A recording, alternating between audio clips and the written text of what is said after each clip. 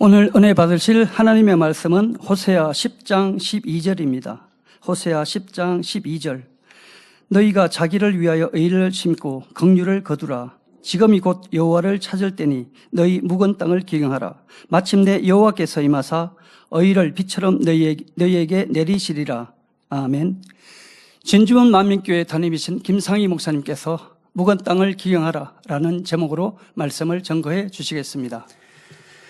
오늘 본문 말씀인 호세아서 10장 12절에는 너희 묵은 땅을 기경하라. 마침내 여호와께서 임하사 을을 비처럼 너희에게 내리시리라 말씀하시며 돌과 잡초가 무성한 황무지와 같은 마음을 기경하라 말씀하십니다.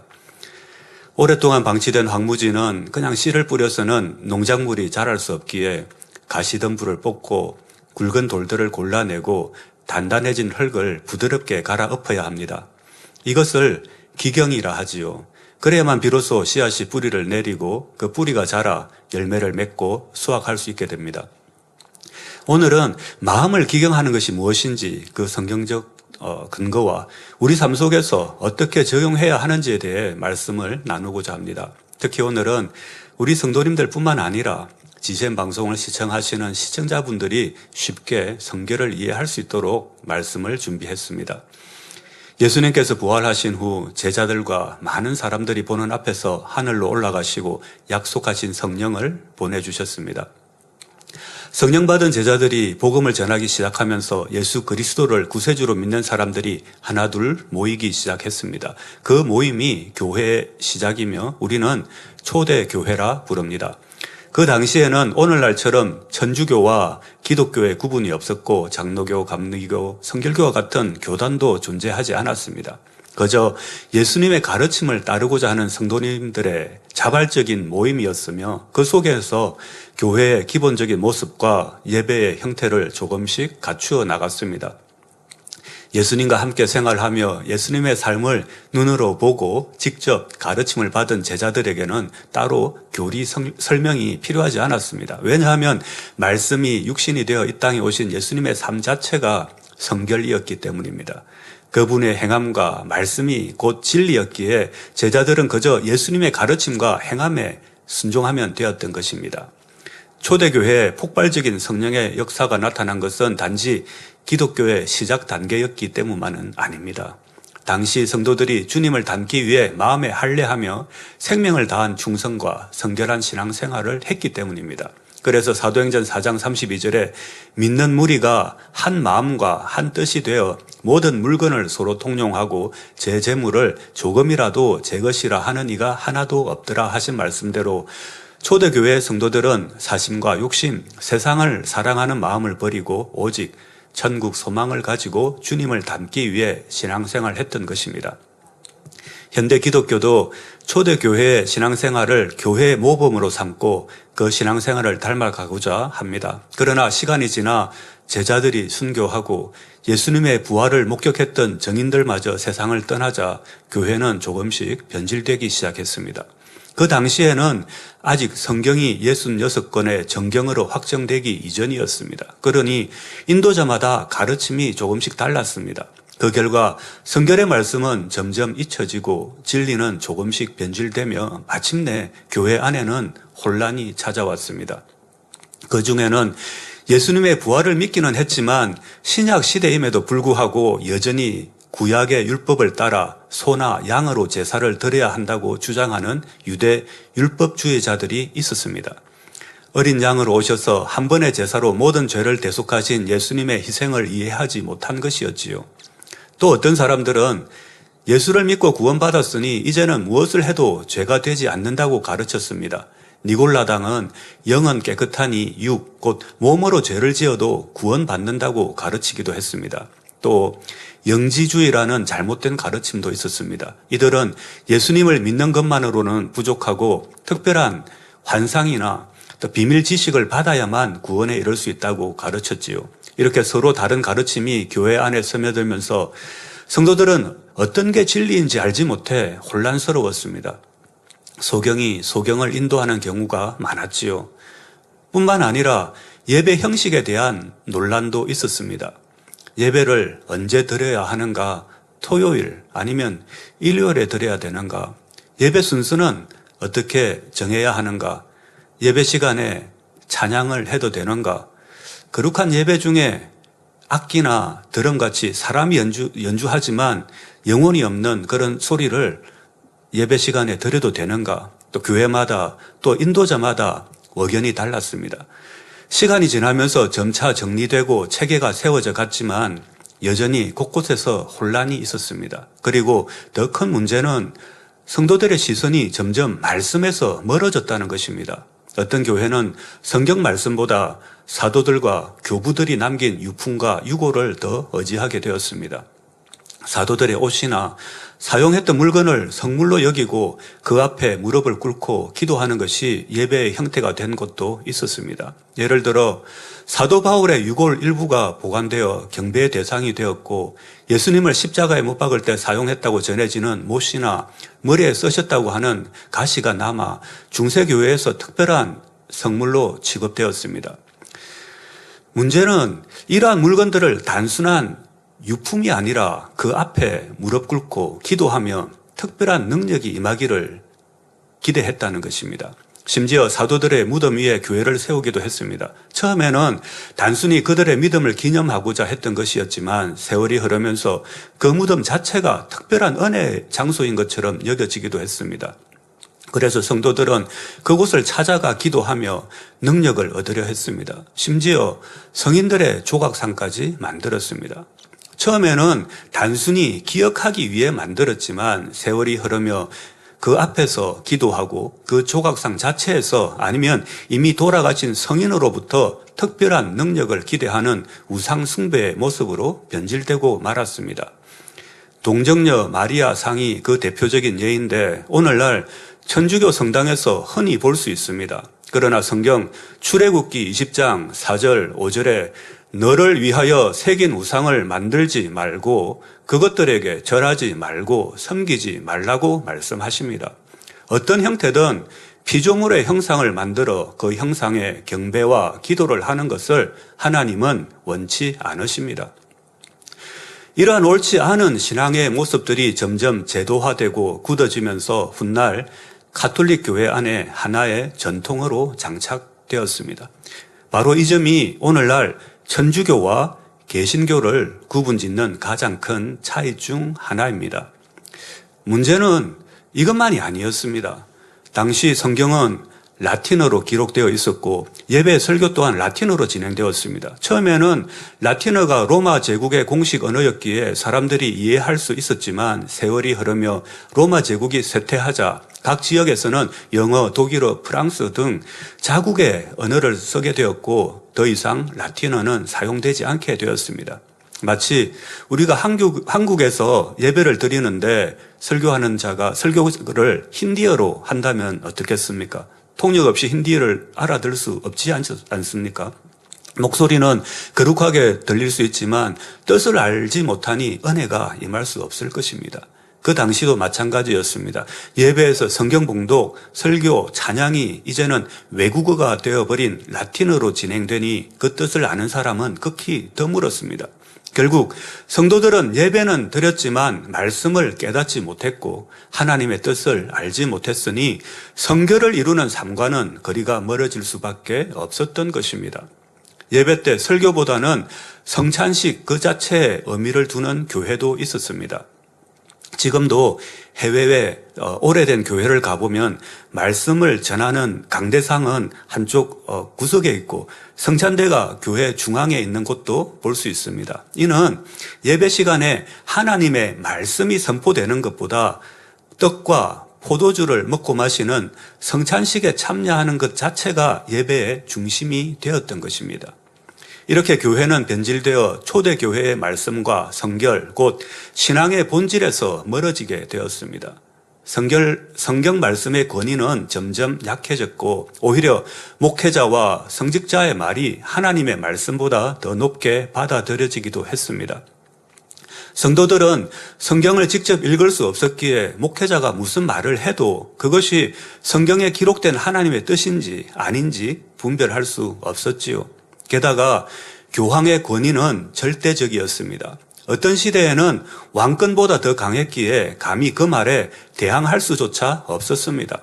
당시 교황의 권위에 맞서는 것은 곧 하나님께 대항하는 것으로 여겨졌고, 그래서 많은 이들이 이단으로 몰려 화형대에서 불타 죽임을 당하거나 단두대에서 목숨을 잃기도 했습니다. 이탈리아 로마에 가면 세계적으로 유명한 베드로 대성당이 있습니다. 웅장하고 화려하며 수많은 여행객과 순례객들이 찾는 곳이지요. 그 교회 건물을 보면 중세 가톨릭 교회가 얼마나 큰 영향력을 가졌는지 짐작할 수 있습니다. 그러나 이 성당은 아픈 과거도 함께 간직하고 있습니다. 중세 교회는 이 거대한 성당을 건축하기 위해 막대한 재정이 필요했고, 그 과정에서 면죄부 판매를 더욱 장려하게 되었습니다. 성도들에게 이렇게 선포했습니다. 하나님의 은혜와 교황의 권세로 이미 지은 죄나 앞으로 지을 죄의 형벌이 면해진다. 죄사함을 받기 위해 돈을 내고 면죄부를 구입하라는 것이지요. 그러나 성경은 분명히 말씀하십니다. 죄를 사하는 권세는 오직 하나님께만 있고 사람에게 있는 것이 아닙니다. 그리고 구원은 돈으로 살 수 있는 것이 아니라 오직 예수 그리스도의 보혈로 죄 사함 받고 하나님의 말씀대로 살아갈 때 주어지는 것입니다.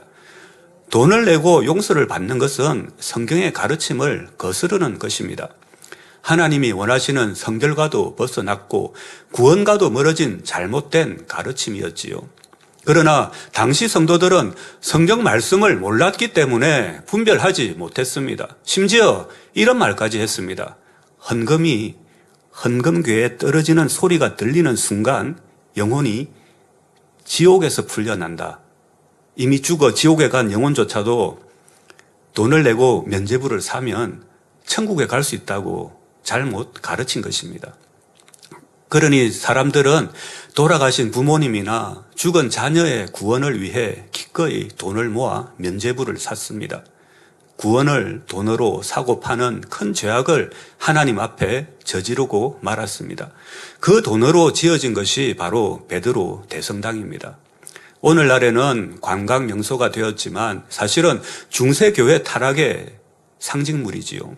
누가복음 16장에 거지 나사로와 부자의 비유에서 이렇게 말씀합니다. 부자가 죽어 아랫 음부에 떨어져 아브라함에게 나사로를 보내어 물을 달라고 간청했을 때 아브라함이 말했습니다. 누가복음 16장 26절에 너희와 우리 사이에 큰 구렁이 끼어 있어 여기서 너희에게 건너가고자 하되 할 수 없고 거기서 우리에게 건너올 수도 없게 하였느니라. 즉 한 번 죽어서 천국과 지옥이 결정되면 그 결과는 결코 바뀔 수 없다는 것입니다. 그 말을 들은 부자는 자신을 구해달라는 말조차 하지 못하고 이렇게 간청합니다. 가로되 그러면 구하노니 아버지여 나사로를 내 아버지의 집에 보내소서. 내 형제 5이 있으니 저희에게 증거하게 하여 저희로 이 고통받는 곳에 오지 않게 하소서. 죽어 음부에 있던 부자는 아직 살아있는 가족들이 구원받기를 바라며 이미 죽어 아브라함의 품에 있던 나사로의 영을 자기 집으로 보내달라고 간청했습니다. 그러나 아브라함은 그 부탁을 거절하며 말했습니다. 그들에게 모세와 선지자들이 있으니 그들에게 들을지니라 하였지요. 즉 죽은 자의 영혼은 산자에게 아무런 영향을 줄 수 없고 반대로 산자도 죽은 자의 영혼의 상태를 바꿀 수 없다는 것입니다. 구원은 오직 살아있을 때 하나님의 말씀을 듣고 믿음으로 순종할 때만 가능한 것이지요. 그러나 중세교회는 이 말씀과 정반대로 가르쳤습니다. 이 땅에서 돈을 내면 지옥에 간 영혼도 용서받고 천국에 갈 수 있다고 속였습니다. 예수 그리스도의 희생, 곧 보혈의 피로만 얻을 수 있는 구원을 돈으로 사고 파는 큰 죄악을 저지른 것입니다. 뿐만 아니라 동정녀 마리아와 같은 죽은 성인에게 기도하면 특별한 은혜를 받는다고 가르쳤습니다. 그러나 성경 어디에도 죽은 성인에게 기도하거나 도움을 구하라는 말씀은 없습니다. 오직 하나님께만 예수 그리스도의 이름으로만 기도하라고 말씀하셨습니다. 중세교회는 하나님의 말씀보다 사람의 권위를 더 높였고 성경을 모르는 성도들은 이를 분별하지 못했으며 목회자들은 진리를 담대히 선포하지 못했습니다. 그 결과 신앙의 중심은 예수 그리스도가 아니라 피조물인 교황에게로 옮겨져 버렸던 것입니다. 이에 1517년 마틴 루터는 면죄부 판매를 강하게 비판했습니다. 그 후 성경의 가르침에 따라 신앙을 회복하기 원하는 교회들이 일어났는데 사람들은 그들을 프로테스탕트라 불렀습니다. 프로테스탕트란 저항하는 자들이라는 뜻으로 돈으로 구원을 파는 중세교회의 잘못된 가르침에 저항하고 성경으로 돌아가 초대교회의 신앙을 회복하자는 운동이었지요. 이것이 바로 오늘날 개신교회의 시작이 되었습니다. 그리고 세월이 흘러 영국에서 요한 웨슬레라는 인물이 등장합니다. 그는 성도들이 교회 안에서는 하나님을 찬양하지만 일상생활에서는 여전히 죄와 세상의 방식을 따르는 모습을 보며 삶과 신앙의 불일치를 지적했습니다. 그리고 이렇게 물었습니다. 우리는 정말로 구원받은 하나님의 자녀로서의 삶을 살아가고 있는가? 야고보서 2장 24절에서 사람이 행함으로 의롭다 하심을 받고 믿음으로만 아니니라 말씀합니다. 즉 참된 믿음에는 반드시 행함이 동반되어야 합니다. 웨슬레는 구원받을 사람과 구원받지 못할 사람이 이미 예정되어 있는 것이 아니라 누구에게나 구원의 기회는 열려 있으며 성화의 길을 걸을 때 완성된다고 보았습니다. 여기서 성화란 구원받은 사람이 날마다 주님을 닮아가며 거룩해지는 과정인데 우리 교회 표현으로 하면 죄를 버리고 성결되어 가는 삶을 말합니다. 그 당시에는 말씀 중심의 신앙생활과 함께 성령의 역사도 강하게 나타났습니다. 요한 웨슬레가 이끌었던 부흥 집회에서는 설교 도중 많은 사람들이 눈물을 흘리고 또 회개하고 치료받은 간증들도 많이 기록되어 있는 것을 볼 수 있습니다. 이것은 초대교회에서도 마찬가지였습니다. 주님을 닮기 위해 성결을 이루어가는 곳에는 폭발적인 성령의 역사가 나타났습니다. 또 많은 세월이 흐르며 복음은 전 세계로 전파되었고 하나님께서는 성결을 가르치고 실천하는 교단 곧 예수교 연합성결회를 우리 대한민국에 세워주셨습니다. 우리는 코로나 팬데믹을 지나 이제는 온라인으로 예배드리고 선교하는 시대에 살고 있습니다. 요즘 젊은 성도들은 교회를 선택할 때 SNS에 리뷰를 참고한다고 합니다. 마치 맛집을 고르듯 어느 교회에 출석할지 어떤 말씀을 들을지 댓글을 보고 결정한다고 하지요. 이렇게 시대와 환경이 변해도 예수 그리스도를 믿는 믿음 안에서 하나님과 주님, 성령님과 연합하여 성결한 삶을 살아가는 신앙생활의 본질은 결코 변하지 않습니다. 말씀을 듣고 회개하며 성령의 감동 속에 날마다 변화되고 죄를 버리고 성경 말씀에 따라 거룩한 삶을 사는 것이 우리 삶의 목표이며 초대교회 성도들의 신앙을 계승하는 것이지요. 또한 하나님께서는 이 제단을 통해 병든 자를 고치시고 많은 기사와 표적을 나타내 주셨습니다. 최근에도 온라인으로 예배드리는 해외 성도님들이 많은 간증들을 보내주셨습니다. 허리와 다리 통증이 사라지고 오랫동안 시달리던 호흡 곤란과 불임을 치료받아 건강한 아이를 출산했고 또 간과 위장의 질병에서 치료받았습니다. 또 분노와 미움, 우울증으로 고통받던 이가 회개하고 성령 충만을 받기도 했고요. 또 오랫동안 눈이 보이지 않고 또 아팠던 아기까지 회복되어 건강하게 웃으며 뛰노는 놀라운 역사가 일어났습니다. 이는 우리가 걷는 이 성결의 길이 하나님께서 기뻐하시는 참된 진리의 길임을 증거하는 것입니다. 오중복음은 성결을 핵심으로 삼으며 그 성결을 이루는 길을 구체적이고 체계화된 방식으로 제시하고 있습니다. 영혼육의 말씀을 통해 우리는 성결을 어떻게 이룰 수 있는지 배우고 믿음의 분량 말씀을 통해서는 내가 얼마나 성결을 이루고 주님을 얼마나 닮아가고 있는지 하나님 앞에서 얼마나 거룩한 삶을 살고 있는지를 분명히 점검할 수 있는 말씀입니다. 또 사랑장과 성령의 9가지 열매 선 그리고 팔복의 말씀은 주님의 모습이 어떤 모습인지 우리가 어떻게 주님을 닮아가야 하는지를 구체적으로 보여주고 있습니다. 이제 마지막 때 이렇게 체계적이고 구체적으로 정립된 성결의 말씀 또 이 말씀에 따르는 기사와 표적과 권능을 전 세계에 전하고 이 성결의 운동이 전 세계에 전파되고 폭발적으로 일어나도록 힘쓰는 것이 우리의 사명이며 또 우리가 이루어야 할 세계 선교인 줄 믿습니다. 그럼 이제 우리가 듣는 이 성결의 말씀을 어떻게 우리 삶에 적용할 수 있을지 생각해 보았으면 합니다.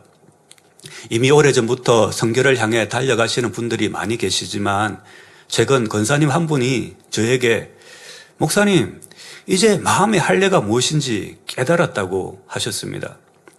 신앙생활을 오래 해서 직분도 있고 말씀도 많이 들어 알지만 정작 마음의 할례가 무엇인지 이제 알았다는 것이지요. 신앙생활을 오래 한 크리스천 중에서도 마음의 할례가 무엇인지 모르는 분들이 많이 있는 것을 봅니다. 마음의 할례를 이해하기 위해 먼저 혼의 작용이 무엇인지 알아야 합니다. 혼이란 머릿속의 기억장치와 그 안에 저장된 지식들, 그것을 떠올리는 작용을 통틀어 이르는 말입니다.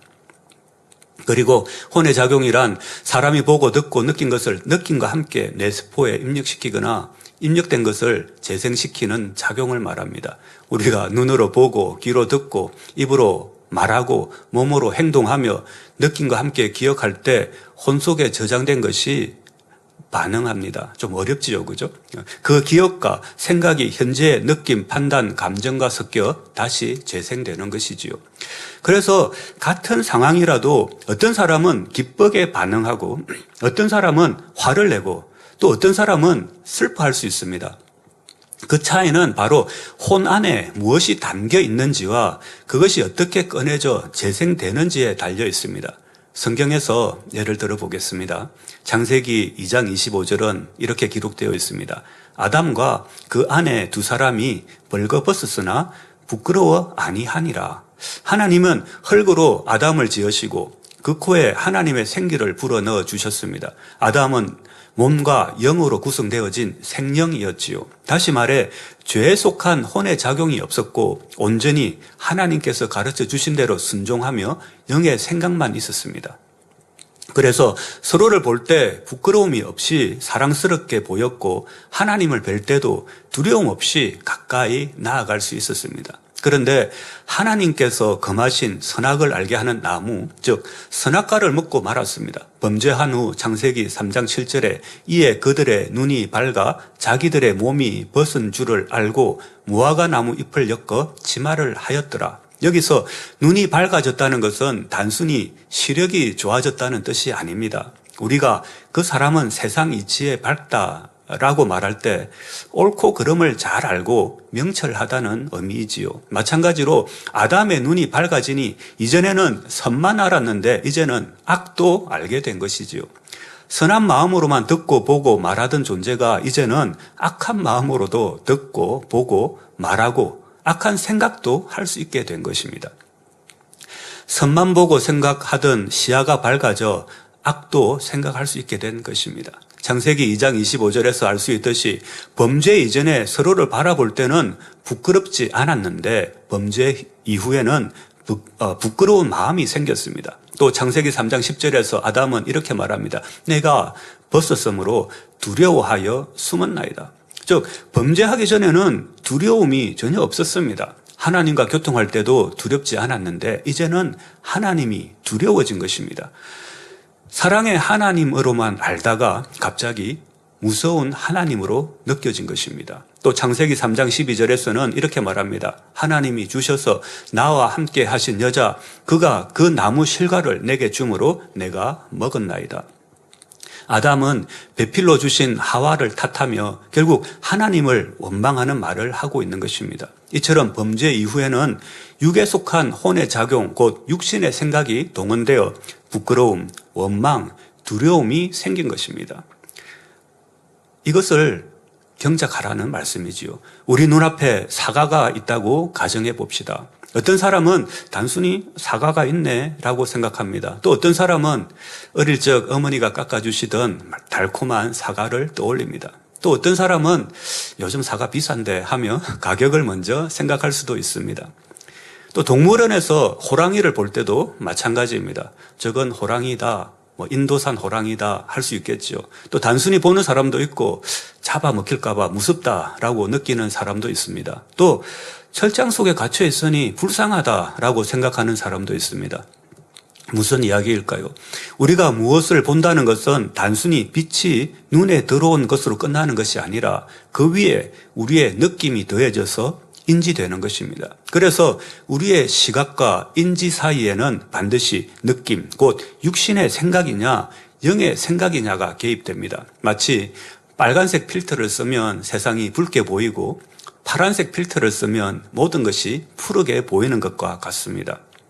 우리 마음에도 보이지 않는 필터가 끼워져 있는 것이지요. 눈앞에 실제 필터가 있는 것은 아니지만 눈으로 본 뒤에 선과 악의 필터를 거쳐 우리가 보고 느끼게 됩니다. 마음속에 미움이라는 필터가 있으면 아무리 좋은 것도 밉게 보이고 사랑이라는 필터가 있으면 부족한 모습조차도 사랑스럽게 보입니다. 이것이 바로 육신의 생각과 영의 생각의 차이입니다. 그렇다면 무엇이 이런 차이를 만들까요? 결국 부모로부터 물려받은 것, 또 그리고 우리가 살아오면서 보고 듣고 배운 것들이 마음에 심어져 양심이 만들어지고 자기가 형성된 것입니다. 마음에 미움이 많이 심어져 있으면 미움의 필터가, 선과 사랑이 많이 심어져 있으면 선과 사랑으로 바라보는 것이지요. 아담이 범죄하기 전에는 오직 영의 필터만 있었습니다. 즉 영의 마음, 영의 생각만 했던 것이지요. 그러나 범죄 이후 아담과 하와의 마음에는 혼의 필터가 끼워지고 말았습니다. 세월이 흐르면서 아담의 후손들 마음에는 혈기, 짜증, 간음, 시기, 질투와 같은 육신의 일, 그리고 살인, 우상숭배와 같은 육체의 일이 자리 잡게 되었습니다. 그 결과 마음은 점점 묵은 밭이 되어 기경해야 경작할 수 있게 되고 말았습니다. 그런데 이런 의문이 생깁니다. 생명이었던 아담은 영적인 생각만 했는데 그게 더 좋은 것 아닌가요? 그렇다면 왜 하나님은 아담이 선악과를 먹을 때 막지 않으셨을까요? 그 이유는 아담이 비록 영적인 존재였지만 상대성을 체험하지 못했기 때문입니다. 다른 말로는 자유의지 가운데 무언가를 스스로 선택해 살아본 것은 아니기에 하나님의 선과 사랑의 참 가치를 모르고 언젠가는 불순종할 수 있는 불완전한 존재였다는 말입니다. 비유를 들면 마치 어릴 때부터 왕궁에서 곱게만 자란 사람은 세상과 단절되어 있으니 배신이 무엇인지, 욕심이 무엇인지, 가난이 뭔지 잘 알지 못합니다. 그래서 사람의 본심을 분별하지 못하고 때로는 쉽게 속을 수도 있고 또 사랑과 선의 가치를 이해하지 못하는 것이지요. 아담도 마찬가지였습니다. 범죄하기 전에는 영의 생각만 했기 때문에 선은 알았지만 악은 경험하지 못했습니다. 하나님은 아담이 단순히 깨끗하게만 사는 존재로 머무는 것이 아니라 자유의지로 선과 악을 분별하여 악을 버리고 선을 선택할 수 있는 존재가 되기를 원하셨던 것입니다. 여기서 우리는 하나님의 특별한 교육 방법을 발견할 수 있습니다. 하나님은 단순히 하지 말라, 그것은 비진리다 라고만 말씀하시지 않으셨습니다. 때로는 직접 경험하도록 허락하시고 그 경험을 통해 그것이 얼마나 악한지 깨닫게 하신 뒤 스스로 버리도록 훈련하셨습니다. 그래서 창세기 3장 23절 말씀에 여호와 하나님이 에덴 동산에서 그 사람을 내어보내어 그의 근본된 토지를 갈게 하시니라. 이 말씀은 단순히 죄의 형벌로 에덴 동산에서 추방하시고 노동을 명하신 데서 끝나는 것이 아닙니다. 하나님은 아담에게 연단을 허락하시되 그냥 내버려 두신 것이 아닙니다. 근본된 토지란 곧 아담의 마음입니다. 그러므로 근본된 토지를 갈라는 이 말씀은 범죄 이후 시작된 혼의 잘못된 작용, 부끄러움과 두려움, 의심, 미움과 같은 모든 혼의 반응을 도려내라는 뜻이기도 합니다. 다시 말해 하나님께서 마음의 할례를 명하신 것입니다. 묵어버린 그 마음을 기경하라는 하나님의 뜻이지요. 이는 마음밭을 개간하라는 말씀이기도 합니다. 범죄하기 전에 아담은 마음밭을 개간할 필요가 없었습니다. 생명으로서 마음이 오직 진리로 채워진 상태, 곧 영이었고 옥토였기 때문입니다. 반면 불순종 이후에는 육의 마음이 되었고 아담이 이 땅에서 낳은 후손들도 같은 상태였습니다. 세월이 갈수록 원수마귀 사단에 의해 죄성, 악성이 마음에 심어졌지요. 우리 안에 깊숙이 뿌리 내린 악의 속성까지 뽑아내려면 근본적으로 마음을 갈아엎는 작업을 하여 다시 영으로 회복해 가야 합니다. 결국 하나님은 우리가 선과 악을 경험하는 가운데 스스로 선을 택하는 존재가 되기를 원하십니다. 그러나 여기서 말하는 스스로란 혼자가 결코 아닙니다. 주님의 은혜와 성령님의 도우심이 함께 하시기에 우리는 선을 택할 수 있고 끝까지 구원의 길을 걸어갈 수 있는 것입니다. 하나님께서는 아담을 버려두신 것이 아니라 오히려 더욱 세밀하게 지켜보셨습니다. 그 증거가 바로 범죄한 아담과 하와에게 가죽옷을 지어 입히신 사건 아니겠습니까? 따라서 이제 우리는 선과 악을 분별하여 죄를 버리고 어떤 상황 속에서도 선과 사랑으로 보고 말하고 듣는 영의 마음을 이루어야 할 줄 믿습니다. 여기서 이제 우리는 한 걸음 더 깊이 들어가 보겠습니다. 아담의 범죄 후 사단이 사람의 혼을 주관하게 되면서 비진리의 혼의 작용이 시작되었다고 했습니다. 주님을 영접한 성도들은 비진리에 속한 혼의 작용을 차단하고 진리에 속한 혼의 작용을 해야 합니다. 영의 생각을 해야 하지요. 우리가 말을 할 때, 들을 때, 눈으로 볼 때마다 어떤 혼의 작용이 일어나는지 몇 가지 예를 들어 구체적으로 설명해 드리겠습니다. 먼저 우리가 귀로 들을 때 어떤 혼의 작용이 있을까요? 단순히 귀로만 듣는 것 같지만 사실은 그렇지 않습니다. 소리가 진동하여 고막을 울리면 우리는 그 소리를 말로 알아듣게 됩니다. 그런데 여기서 끝나는 것이 아닙니다. 우리가 들은 말 위에 각자 자기의 느낌과 해석을 입히는 것입니다. 그래서 같은 말을 들어도 어떤 사람은 격려로 받고 또 어떤 사람은 비난으로 듣습니다. 또 어떤 사람은 사랑의 권면으로 받아들이지만 또 어떤 사람은 상처 주는 말로 여기지요. 같은 말인데 이렇게 다르게 받아들이는 이유가 무엇입니까? 바로 그 마음속에서 일어나는 혼의 작용 때문입니다. 예를 하나 들어보겠습니다. 몇 사람이 함께 대화를 나누었는데 한 성도님이 이렇게 말했습니다. 지난주에 날씨가 너무 더워서 우리 아들이 집에 와서 에어컨을 설치해주고 식사도 함께 했다고 합니다. 이 말을 들은 한 분은 이렇게 말했습니다. 아들을 통해 축복도 받으시고 자녀들이 이렇게 효자고 부모를 공경하니 참 행복한 가정이네요. 감사의 필터, 곧 영의 생각을 통과하니 은혜로운 감정으로 들린 것이지요. 그런데 며칠 뒤 그 자리에 함께 있었던 다른 한 분이 이렇게 말했습니다. 왜 그분은 항상 자기 자랑만 하고 들리는지 모르겠어요. 같은 말을 듣고도 시기의 필터, 곧 비진리의 혼의 작용을 입히니 자랑으로 들리고 질투의 마음이 생긴 것입니다. 이것이 바로 육신의 생각과 영의 생각의 차이입니다. 그러므로 우리는 늘 분별해야 합니다. 내가 지금 단순히 보고 듣고 생각하는 것이 전부가 아니라 그 속에 감사와 사랑이라는 영의 생각이 들어있는지 아니면 시기와 질투라는 육신의 생각이 섞여 있는지를 살펴야 하는 것입니다. 그리고 더 중요한 것은 내가 비진리의 혼의 작용을 했구나 하고 깨닫는 데서 끝나지 말아야 합니다. 그 마음, 곧 근본의 악을 발견하고 회개하고 기도하고 금식하며 그 악을 뽑아버리고 변화시켜야 합니다. 이것이 곧 묵은 땅을 기경하는 것이며 하나님의 말씀, 즉 진리의 씨앗이 뿌리 내릴 수 있는 밭을 준비하는 그 길입니다. 그러면 우리가 말을 할 때는 어떤 혼의 작용이 있을까요? 우리는 단순히 정보를 전달하는 것 같지만 사실 말 속에는 우리의 감정과 마음이 함께 담겨 나갑니다.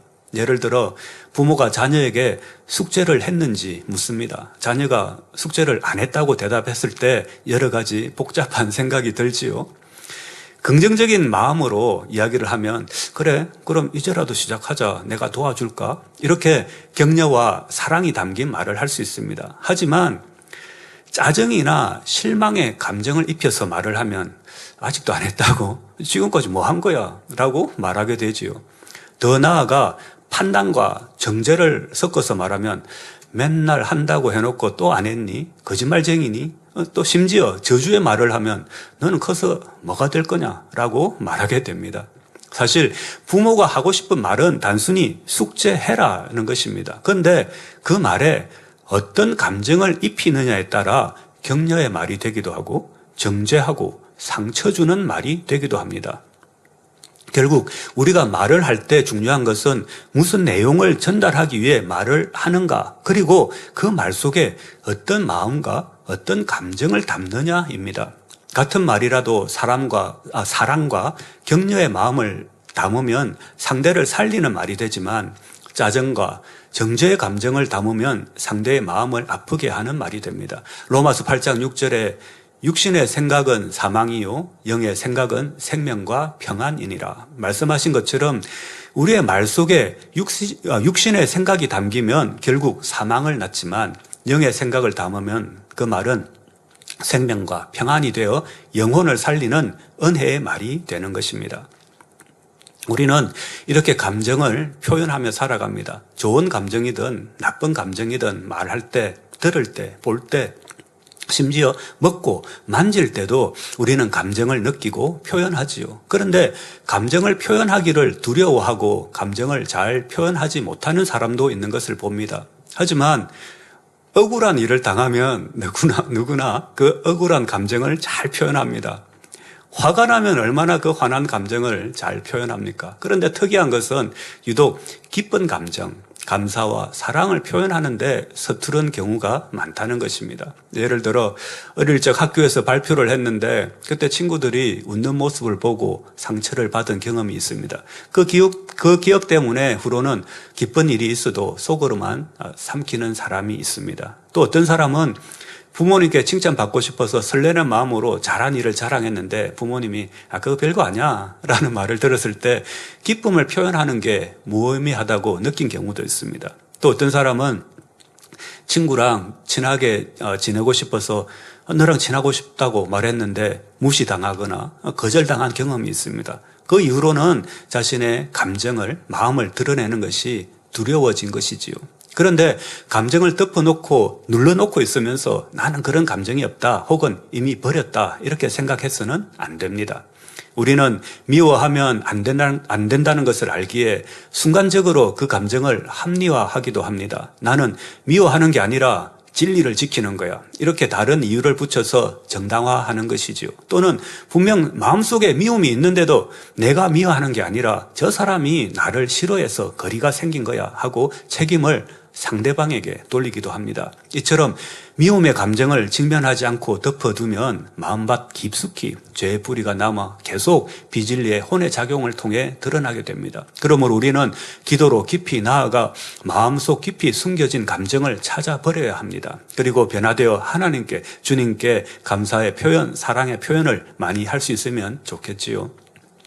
우리가 사람을 만나 대화를 나누다 보면 어떤 분은 늘 불평이나 짜증이 기본적으로 깔려 있는 경우가 있습니다.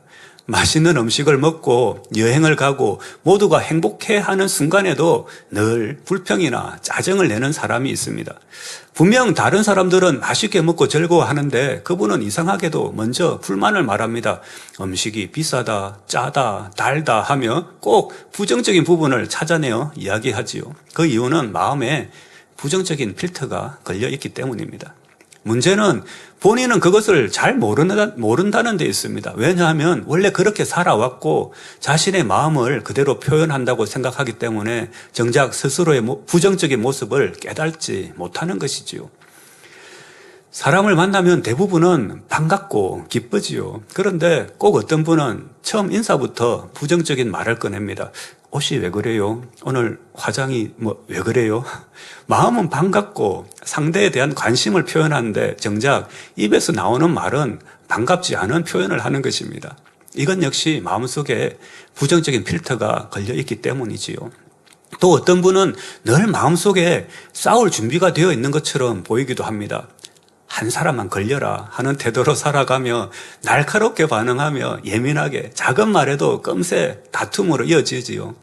모든 사람에게 그렇게 대하는 것도 아닙니다. 그런데 유독 특정한 사람에게만 그런 태도를 보이는 경우도 있습니다. 남편 오늘 들어오기만 해봐라 한다든지 이 친구 만나기만 해봐라 하면서 이미 마음에 부정적인 필터를 씌워놓고 다툴 준비를 하고 있는 것입니다.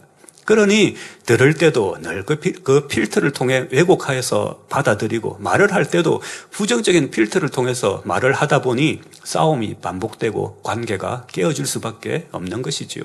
그러니 우리는 마음의 필터를 바꿔야 합니다. 불평과 분노의 필터 대신에 항상 기뻐하고 쉬지 말고 기도하며 범사에 감사하며 선과 사랑의 필터를 우리 마음에 심어야 합니다. 그럴 때 영의 생각이 자리 잡고 생명과 평안이 우리 안에 흘러 넘치게 되는 것입니다. 또 눈으로 볼 때는 어떤 혼의 작용이 있을까요? 먼저 우리는 눈으로 상대의 단점을 보고 곧바로 판단하고 낙인을 찍어 버릴 때가 있습니다. 저 사람 원래 저래 하고 단정해 버리는 것이지요. 그러나 이것은 영의 생각이 아니라 비진리의 혼의 작용입니다. 또 어떤 경우는 사람을 외모나 형편으로 판단합니다. 옷차림이나 가진 것, 사회적 지위만 보고 그 사람의 인격과 믿음까지 판단해 버리는 것이지요. 또 눈으로 볼 때 과거의 기억이 필터가 되어 현재를 가려버리는 경우가 있습니다. 저 사람 옛날에 그랬잖아 하며 지금은 변화되었는데도 여전히 과거의 잘못으로 묶어버리는 것이지요. 이건 역시 비진리의 혼의 작용입니다. 또 어떤 사람은 눈으로 보면서 비교합니다. 저 사람은 나보다 잘났다, 못났다 이렇게 비교하면서 교만해지거나 반대로 열등감에 빠져 불평과 질투를 하게 되지요. 이와 같은 것이 바로 눈으로 볼 때 나타나는 대표적인 비진리의 혼의 작용들입니다. 그러나 영의 눈으로 보면 다릅니다. 영의 눈은 단점을 보기보다 장점을 보고 외모가 아니라 중심을 보고 과거가 아니라 변화될 미래를 보고 비교가 아니라 감사하고 워심이 아니라 사랑으로 믿어주는 눈입니다. 이러한 영의 눈을 회복할 때 우리는 마음의 밭을 기경하고 성결로 나아갈 수 있는 줄 믿습니다. 결론을 말씀드리겠습니다. 오늘 우리는 기독교 역사 속에서 이어져 온 성결의 역사와 그 가운데 초대교회의 신앙과 성결을 개성한다는 관점에서 예수교 연합성결회가 성결을 개성하고 전하는데 얼마나 중요한 위치에 있는지를 함께 살펴보았습니다. 또 이 제단에서 선포되는 성결의 말씀 그리고 그 말씀을 우리 삶 속에 어떻게 적용해야 하는지를 함께 나누었습니다. 그렇다면 이제 우리는 우리 자신을 점검해 보았으면 합니다. 나는 지금 어떤 마음의 필터를 가지고 있는가? 혹시 불평과 원망의 필터입니까? 시기와 질투의 필터입니까? 아니면 사랑과 감사, 믿음과 기쁨의 필터입니까? 예레미야 4장 3절로 4절에 이렇게 말씀하십니다. 나 여호와가 유다와 예루살렘 사람에게 이같이 이르노라. 너희 묵은 땅을 갈고 가시덤불 속에 파종하지 말라.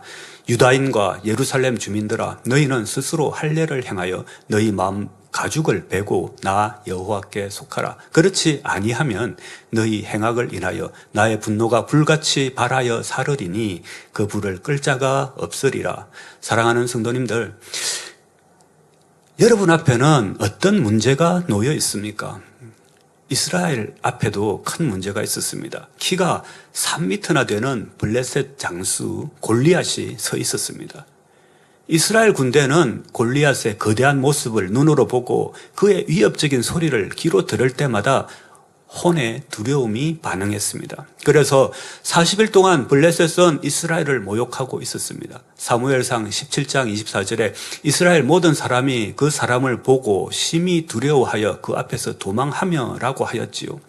이스라엘 백성의 눈앞에 보이는 골리앗의 거대한 체구, 그 손에 들려져 있는 창과 방패, 그리고 귀에 들리는 조롱과 위협적인 말, 이 모든 것이 섞여 두려움이라는 혼의 작용이 일어난 것입니다.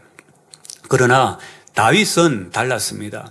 그도 골리앗을 보았고 그의 조롱하는 말을 들었습니다. 하지만 그의 마음속에는, 다윗의 마음속에는 혼의 두려움이 아니라 영의 믿음이 반응했습니다. 사무엘상 17장 45절에 너는 칼과 창과 단창으로 내게 오거니와 나는 만군의 여호와의 이름 곧 네가 모욕하는 이스라엘 군대의 하나님의 이름으로 네게 가노라 하였지요. 같은 것을 보고 같은 소리를 들었지만 사람들은 육신의 생각으로 사망을 두려워했으나 다윗은 영의 생각으로 생명과 평안을 붙들었습니다. 현실을 바라보는 것이 아니었고 이스라엘의 싸움을 도울 어떤 장수가 있는지 찾은 것이 아니며 오직 하나님의 말씀을 붙든 것이지요. 마음을 기경하지 않고 묵은 땅을 그대로 두면 죄의 잡초가 자라 하나님의 마음을 볼 수 없습니다. 오늘 말씀을 통해 마음속에 기경해야 할 묵은 밭을 찾으셨는지요? 이제는 우리는 묵은 땅을 갈아엎어야 할 차례입니다. 혈기와 짜증, 미움과 불신, 시기와 질투의 잡초들을 뽑아내고 그 자리에 사랑과 감사, 믿음과 기쁨을 심어야 합니다. 그럴 때 우리의 마음밭은 주님이 기뻐하시는 옥토가 되어 풍성한 열매를 맺게 될 것입니다. 항상 기뻐하고 쉬지 말고 기도하는 필터, 범사에 감사하는 필터로 바꾸어야 합니다. 우리 모두 마음의 묵은 땅을 기경하여 성령의 9가지 열매와 팔복과 선의 씨앗을 마음에 심고 성결의 열매를 풍성히 맺고 장차 주님 오실 때 칭찬과 면류관을 받는 우리 모두가 되시기를 우리 주 예수 그리스도의 이름으로 기원드립니다. 들으신 말씀을 생각하시면서 함께 기도하겠습니다. 사랑의 아버지 하나님, 오늘 기독교 역사 속에서 성결이 어떻게 이어져 왔는지, 우리가 어떻게 성결을 이루어야 할지의 말씀을 들었습니다. 우리가 선한 싸움을 싸우고 달려갈 길을 마치며 믿음을 끝까지 지키게 하여 주시고, 주님 다시 오실 때 우리 모두가 주께서 예비하신 면류관을 받게 하여 주옵소서. 우리 주 예수 그리스도의 이름으로 기도하옵나이다. 아멘.